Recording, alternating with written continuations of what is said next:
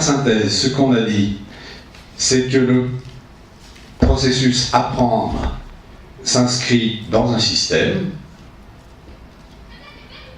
qu'au niveau scolaire, plus les éléments du système sont rendus explicites, mieux le processus fonctionne. Un premier point. Un deuxième point, c'est que l'enseignant dispose de leviers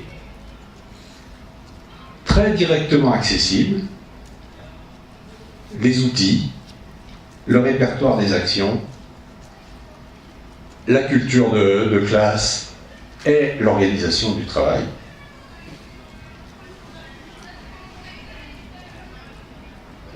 Mais que pour rendre explicite ce système, eh bien, l'enseignant, l'enseignante a à se préoccuper donc du pilotage de ses apprentissages par l'apprenant lui-même, c'est-à-dire des aspects métacognitifs de ce processus. Les questions à poser aux élèves, ce qui est à éclairer avec cette petite ampoule qui symbolise donc la réflexion, la prise de conscience, tout ce qui était dit dans les programmes et dans le socle commun que j'ai cité tout à l'heure. Les questions, c'est quel est le but visé? Quels sont les outils disponibles?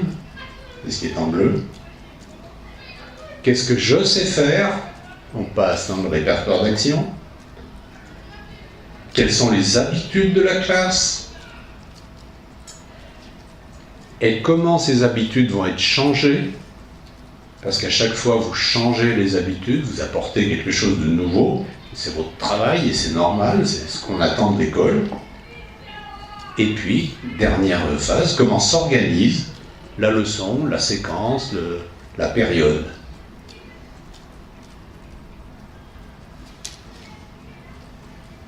Je donne un petit exemple, c'est en EPS. On est à la piscine, c'est des élèves de 6e, et l'idée c'est de nager vite et loin. Pas de problème pour les élèves, je saute dans l'eau, je brasse, et je nage le plus vite, le plus loin possible, et certains vont arriver mieux que d'autres. Rupture de l'habitude, l'enseignant va leur dire « halte là », voilà comment on va s'y prendre aujourd'hui. Vous allez devoir faire le moins de battements possible dans un temps donné.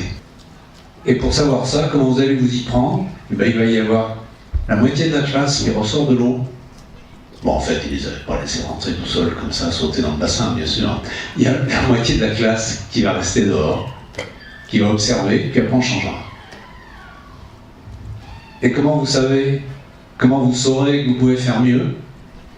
Eh bien, quand vous aurez essayé 3 fois, vous sortirez tous et toutes, et on ira vers le tableau, et puis on notera ce qui est possible de faire, et puis après vous retournez dans l'eau et vous vous entraînerez, vous saurez faire de plus en plus de choses.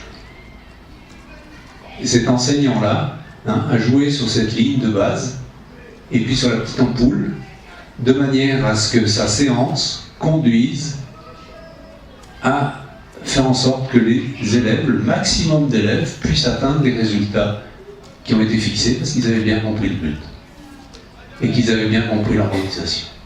Voilà, dans ce système, ce modèle-là conduit à des pratiques qui peuvent paraître toutes simples une fois qu'on les a trouvées. Et ce prof d'EPS en question, il ne les a pas trouvées aussi simplement que ça. Il les a trouvés dans le cadre du lieu d'éducation associée Vacodis dont je parlais tout à l'heure, parce qu'il s'est aperçu qu'avant on lui donnait des ordres. Il disait voilà, allez dans la piscine, essayez de faire tel geste, puis on va voir ceux qui le font bien. Puis après il s'est dit tiens, mais mes collègues en physique là, et en biologie, ils posent des questions, les élèves essayent de résoudre le problème, est-ce que je ne pourrais pas faire la même chose? Et c'est ce qu'il a fait. Puis après, il s'est dit, ah, mais ça remet en cause tout le fonctionnement, toutes les habitudes de la classe. Donc il va falloir que je prenne le temps d'expliquer aux élèves ce que je cherche. Et du coup, les enseignants de physique et de biologie se sont dit « Hey les gars, mais il a raison, nous on n'explique jamais aux élèves ce qu'on cherche. » Alors lui, dans sa piscine, il est obligé de le faire, parce que sinon c'est un massacre, hein, il va très mal se passer. Mais nous, dans notre labo, là, il faudrait qu'on fasse ça aussi. Et du coup, ils se sont mis à faire ça également. Hein, d'où l'avantage de ce travail pluridisciplinaire.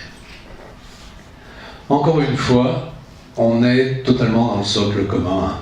Qu'est-ce qu'on vous demande dans le socle commun? Que l'élève se projette dans le temps, qu'il anticipe, qu'il planifie ses tâches. C'est la petite ampoule hein, qui est nécessaire. Qu'il comprenne le sens des consignes. Qu'il sache mettre en œuvre l'attention, la mémorisation, la mobilisation de ressources. Qu'il sache analyser et exploiter ses erreurs, mettre à l'essai plusieurs solutions, comprendre les corrections, se constituer des outils personnels comme les cartes mentales, les plans, comment s'entraîner, comment réviser, comment mémoriser. C'est vraiment donc, le processus de métacognition dont, que je vais approfondir maintenant. Alors, la métacognition, c'est-à-dire vraiment ce qui est à l'œuvre derrière l'idée de méthodes et outils pour apprendre. Hein? Scientifiquement, on ne parle jamais de méthodes et outils pour apprendre.